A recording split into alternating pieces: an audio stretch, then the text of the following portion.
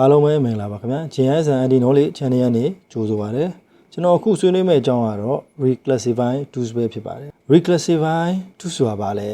reclassify tools ဆိုတာကျွန်တော်ဒီ raster တန်ဖိုးတွေကိုကျွန်တော် reclassify လုပ်တဲ့ tool တစ်ခုပဲဖြစ်ပါတယ် raster data ဖြစ်တဲ့ကျွန်တော်တို့ဒီကနေ slope map တွေ land cover တွေပြီးလို့ရှိရင်ကျွန်တော်တို့ suitability index map တွေဒါတွေဟာဆိုလို့ရှိရင်ကျွန်တော် continuous data တွေဖြစ်တယ်ပေါ့နော်အကိန်းပြေတွေဖြစ်တယ်ဒါကြောင့်မို့သူ့ကိုကျွန်တော်တို့က range group တော့၎င်းကျွန်တော် category class တော့၎င်းပြောင်းလဲရန်လိုအပ်တယ်ဒါကြောင့်မို့ဒီ reclassification ရဆိုလို့ရှိရင် special analysis အတွက်မရှိမဖြစ်လိုအပ်တဲ့ pre processing နဲ့ decision analysis tool တခုဖြစ်ပါတယ်တော့ကျွန်တော်သုံးကြည့်ရအောင်ပထမဆုံးအနေနဲ့ကျွန်တော်ဒီတန်ဖိုးတွေကိုပေါ့နော် reclassify လုပ်ကြည့်မယ်တော့ right click ထောက်မယ် properties ပေါ့နော် symbology မှာကျွန်တော်ပထမဆုံး reclassify လုပ်မယ်ပေါ့ဒီ layer property symbology ရဲ့နေမှာ classify ကိုသွားမယ် classify ကိုသွားပြီးတဲ့အချိန်ကြလို့ရှိရင်ကျွန်တော်တို့ classify ဒီမှာ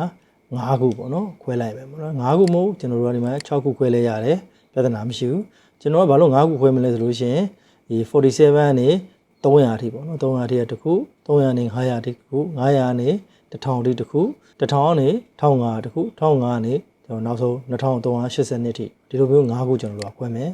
နောက် classify 5ပေါ့နော်အဲ့တော့ကျွန်တော်ဒီမှာ classify ရွေးမယ်ပြီးလို့ရှိရင်ပထမဆုံးအနေနဲ့ကျွန်တော်တို့300ပြီးလို့ရှိရင်900 1000မှာ1500ဒါနောက်ဆုံးကျန်တဲ့ဟာပေါ့ okay ပေးမယ်သူ့ရဲ့ color ပေါ့နော် color လည်းကျွန်တော်ဒီမှာရွေးလို့ရပါတယ် apply ပေးလိုက်ဒါဆိုလို့ရှိရင်ကျွန်တော်ဒီမှာ classify လုပ်ထားတယ်ပေါ့နော် classify လုပ်ထားတဲ့ data လေးတွေဖြစ်တယ်အဲ့တော့ဒီနေရာလေးကိုကျွန်တော်တို့က group တွေနာမည်တွေကျွန်တော်တို့ပေးလို့ရတယ်အဲ့ဒီမှာ label လေးမှာဆိုလို့ရှိရင်ဒါ CLASS class 1အဲဒါဒီကျွန်တော်တို့ class 2ပေါ့ class 2 CLASS class 3 CLASS class 4 CLASS class 5เนาะအပိုင်းပေးလိုက်မယ်အဲဒါဆိုလို့ရှိရင်ဒီမှာတန်ဖိုးတွေစားပေါ့နော်နာမည်တွေပြောင်းသွားပဲပေါ့ပြီးပြီဆိုရင်ကျွန်တော်ဒီမှာ class reclass လုပ်မယ်ပေါ့နော် reclassification tools ကိုဒီဘက်ကလေးနှိပ်မယ် import raster မှာ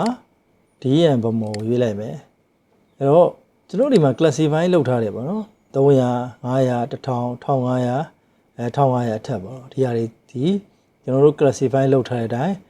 new value တွေနေတယ် new value ဝင်သွားမှာဖြစ်ပါတယ်အဲ့ဒီနေမှာကျွန်တော်ဒီမှာ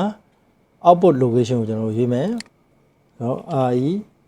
reclassif reclassify 01ပေးလိုက်မယ် okay ပေးလိုက်မယ် okay အဲ့တော့ဒီမှာ reclassify အနေနဲ့ကျွန်တော်တို့ open preview တွေကိုကြည့်ကြည့်လိုက်မယ် reclassify အနေနဲ့ကျွန်တော်တို့ value 1 value 2 တန်ဖိုးတွေ value 3 value 4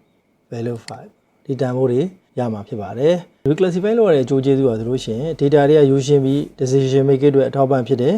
ဒီ map visualization မှာကျွန်တော်ပြောင်းလဲပြီးတော့အသုံးပြုနိုင်တယ်